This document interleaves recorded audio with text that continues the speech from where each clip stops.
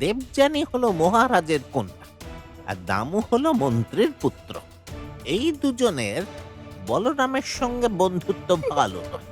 যদি আমি বলরামকে খারাপ বলি আর ওদেরকে প্রশংসা করি, তাহলে ওরা আমার তরফে এসে যাবে, আর তারপরে আমার কাজটাও সহজ হয়ে যাবে। বাচ্চারা, তোমরা এখানে বসে একটু পড়ো, আমি একটু গিয়ে ঘুরে আসছি। দামু, যদি কেউ দুষ্টুমি করে তবে আমি এলে বলবি।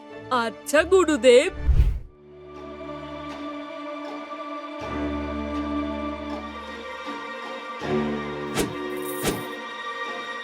এই নাও, এতে 1000 মুদ্রা আছে, বাকিটা কাজ পুরো হয়ে গেলে দেব।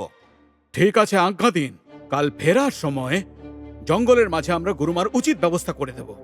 কাল ফেরবার সময় গুরুমা হয়ে যাবে নিখোঁজ, আর তারপরে এখানের গুরুমার স্থানটি সারা জীবনের জন্য আমার হয়ে যাবে। এই আশ্রম পুরোপুরি আমার হয়ে যাবে।